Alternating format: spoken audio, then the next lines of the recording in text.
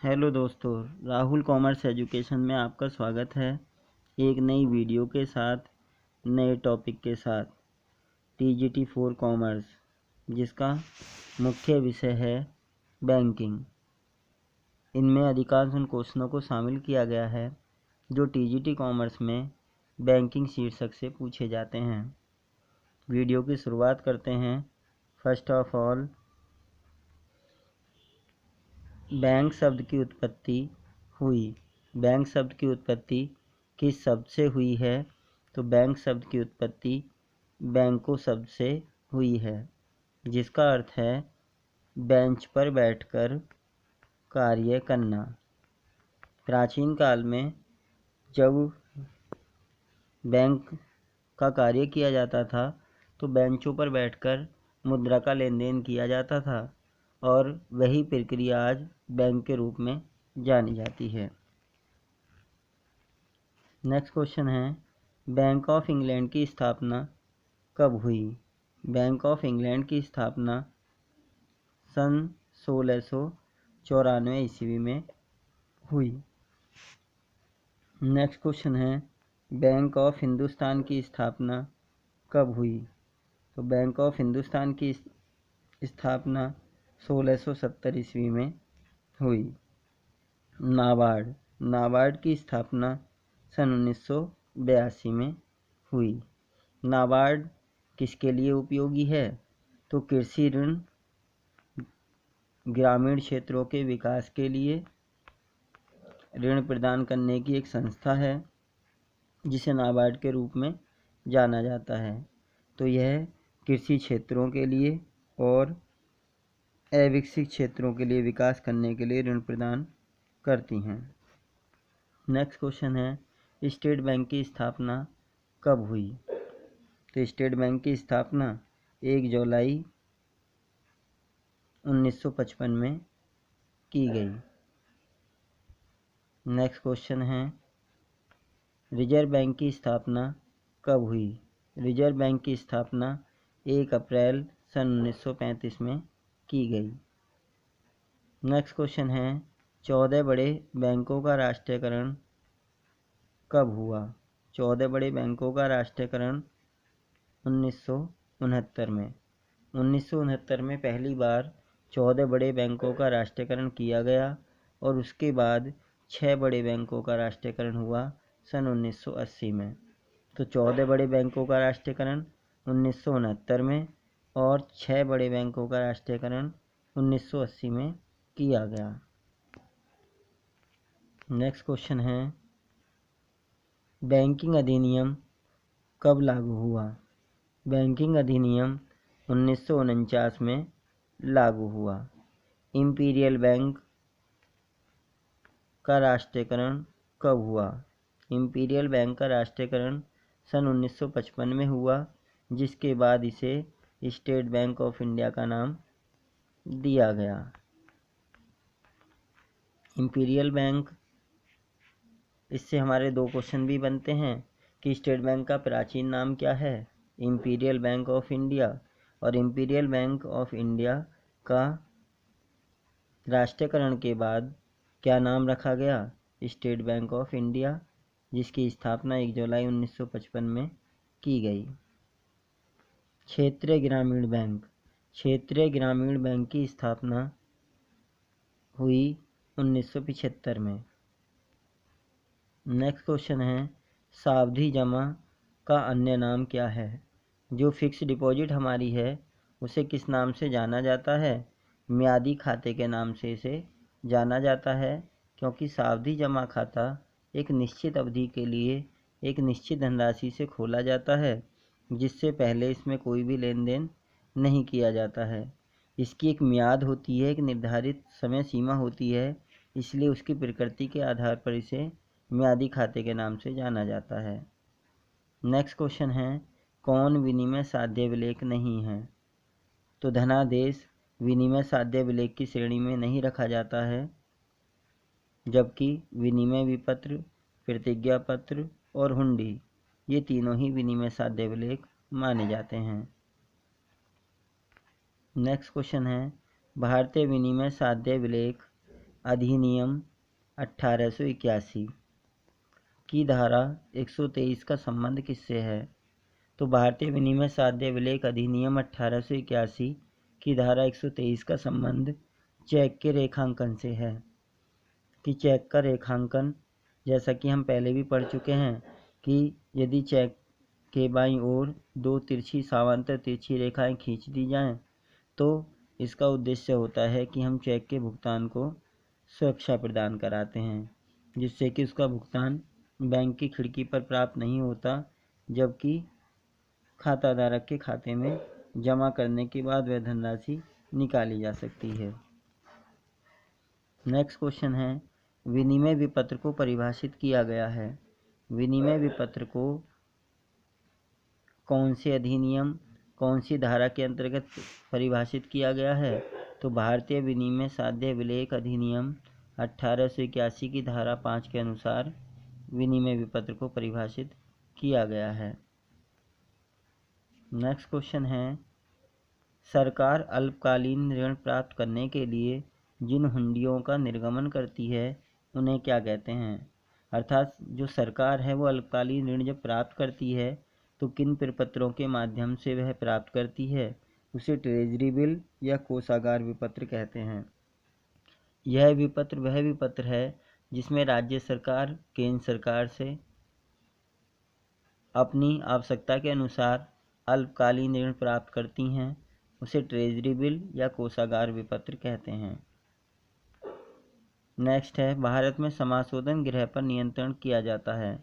भारत में समाशोधन गृह पर नियंत्रण रिजर्व बैंक ऑफ इंडिया द्वारा किया जाता है, जो हमारे देश का केंद्रीय बैंक भी है। नेक्स्ट है, विश्व में सर्वप्रथम समाशोधन गृह की स्थापना कब की गई? तो 1853 में लंदन, अमेरिका में सर्वप्रथम समाशोधन गृह की स्थापना की गई। नेक्स्ट, समाशोधन गृह का अन्य नाम क्या है? समाशोधन गृह को निकासी गृह के रूप में भी जाना जाता है, इसलिए समाशोधन गृह का अन्य नाम निकासी गृह है। नेक्स्ट है, प्रकृति के आधार पर जमाएं कितने प्रकार की होती हैं? तो जमाएं दो प्रकार की होती हैं, नगद जमा और साख जमा। नेक्स्ट क्वेश्चन है, मुद्रा बाजार अल्पकालीन मौद्रिक संपत्तियों के क्रय विक्रय का केंद्र है, यह किसने कहा है? तो यह कथन रिजर्व बैंक ऑफ इंडिया का है कि मुद्रा बाजार वह बाजार है जहां पर अल्पकालीन मौद्रिक परिसंपत्तियां के क्रय विक्रय का कार्य किया जाता है। यह वह केंद्र है जहां पर अल्पकालीन ऋण प्रदान किए जाते हैं और यह कथन रिजर्व बैंक ऑफ इंडिया का है। नेक्स्ट क्वेश्चन है, मुद्रा बाजार में लेन देन होता है। तो मुद्रा बाजार में, जैसा कि हमने अभी डिस्कस किया था कि मुद्रा बाजार के अंदर अल्पकालीन कोषों का लेन देन किया जाता है, जबकि पूंजी बाजार में इसके जस्ट अपोजिट होता है, उसमें दीर्घकालीन प्रतिभूतियों का लेन देन किया जाता है। नेक्स्ट क्वेश्चन है, हमारे देश में मुद्रा बाजार पर नियंत्रण किसका है? तो हमारे देश में मुद्रा बाजार पर जो नियंत्रण पाया जाता है वह रिजर्व बैंक ऑफ इंडिया का होता है। रिजर्व बैंक ऑफ इंडिया द्वारा मुद्रा बाजार पर नियंत्रण किया जाता है। नेक्स्ट क्वेश्चन है, मुद्रा बाजार वह है जिसमें क्रेता और विक्रेता मुद्रा का करते हैं। तो क्या करते हैं? विनिमय करते हैं, उन्हें एक्सचेंज करते हैं, एक दूसरे से बदलते हैं। अंशों के बदले में आवश्यक धनराशि प्राप्त की जाती है, ऋण पत्रों के बदले में आवश्यक धनराशि प्राप्त की जाती है, या फिर विनिमय विपत्र या हुंडियों के बदले में आवश्यक धनराशि अल्पकालीन ऋण प्राप्त किए जाते हैं। नेक्स्ट क्वेश्चन है, मुद्रा बाजार का अंग नहीं है।